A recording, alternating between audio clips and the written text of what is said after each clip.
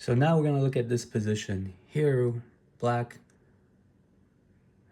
has played a 3-4. White has come to attack its enclosure.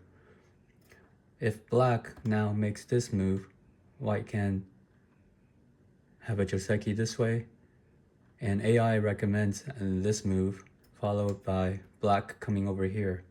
However, that is not the point of this segment. The point of this segment is to talk about pincers and extensions. So if black does play here, you go through this Joseki, and here, instead of making the white, instead of white coming over here, white encloses, followed by a pincer over here. However, this pincer is pretty far away and does not serve as an extension here. So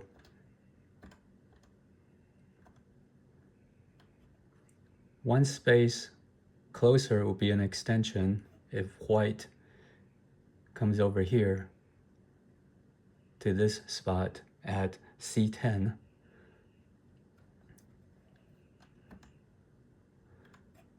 So here it will serve an extension, but does not pincer the black. One line further, this way right here at 9, would serve as a pincer because pincers are 1 to 3 spaces away, so this will pincer. However, that makes the extension not quite as good, and it's not a Joseki. So what you can do is to have a plan such as this. Oh wait, let's continue with this. This enclosure and this extension, now it does serve as a pincer. However, this does not follow the Joseki. So what you can do then is to have made this move instead. So instead of enclosing here, you make this one space further. This will then manipulate the situation such that this stone at 9 becomes an extension and a pincer, and black answers this way, and you're putting pressure now. Whereas before, when either the extension was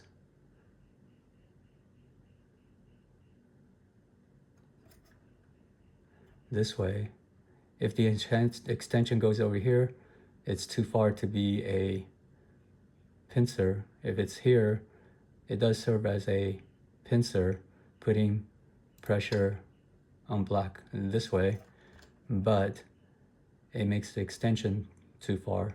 So you manipulate the situation in this way so that when the stone is played at 9, it serves both as an extension and a pincer, putting pressure this way. Let's look at another situation. Here, the white has a enclosure on the top left, and there's a solitary black stone at 5 and another stone of white. So a black stone at 5, a white stone at 3. So there are 6 pincer choices, being here, here, here, here, here, and here. The consideration also includes that this stone here at 9 is also an extension to the enclosure up here. So this becomes a good choice. However, that is not to say that this pincer here at 7 is a bad choice. So once again, enclosure here, extension to here at 9, pincer takes any of these 6 into consideration. 1, 2, 3, 4, 5, 6, and actually 1, 2, 3, 4, 5, 6. So this one right here at 9 is a choice that could serve both as an extension to the enclosure on top and a pincer. Still qualifies as a pincer due to its 3 spaces away. I suppose here would also be somewhat both a pincer, but not quite an extension. It's getting into possibly not extension territory. Here is the best extension as far as how far it can be, or the furthest it can be for a good extension, and it's also pretty far away for a pincer, but it serves as both. But that is not to say that 7 is an inferior move due to the different nature of the distance and how tight it is to the black stone and how much pressure it exerts. Here is more leisurely, here's even more leisurely, but at this leisurely place, it serves both as an extension and as a pincer. Either move is good. It just depends on you knowing the principles and what you're doing, what each move actually means. So extension plus pincer, pincer only.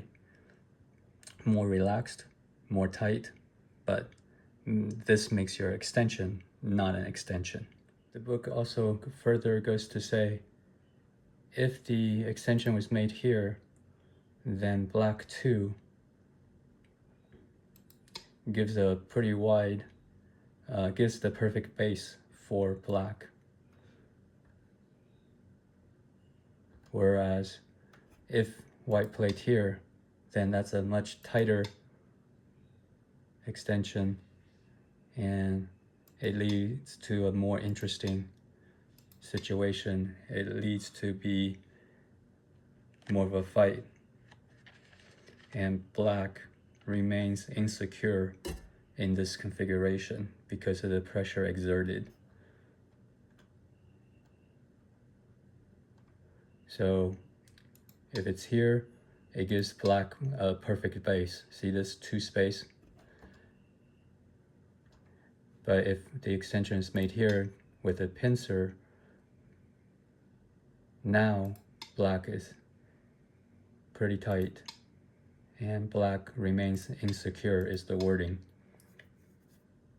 It is said that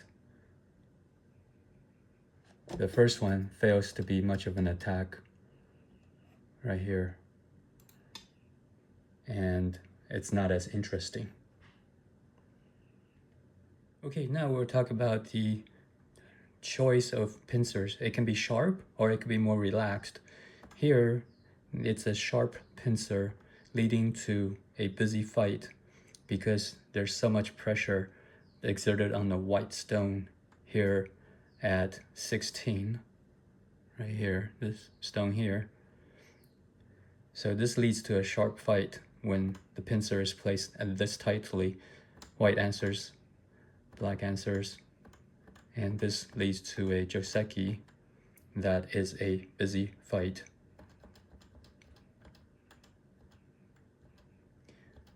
Pincer, answer, black hanes, white pulls back, black makes a enclosure here, basically a continuation, and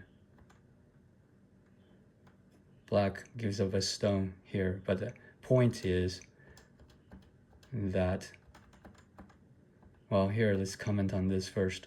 Black's able to give up this stone that's been so tightly pressured, or that was serving as a pressure in order to make this outside influence.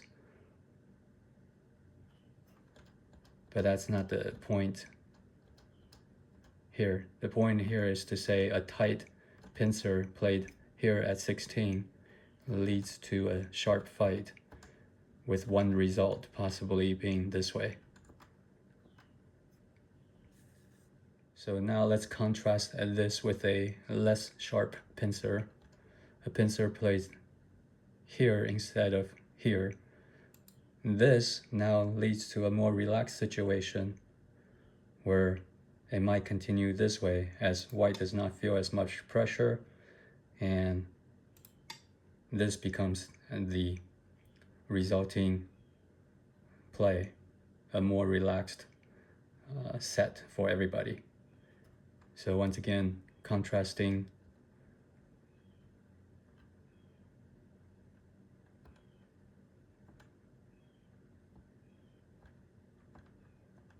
the tight extension leading to this fight versus the more relaxed pincer. Plenty of space on line 16, and everybody just takes a more chill atmosphere.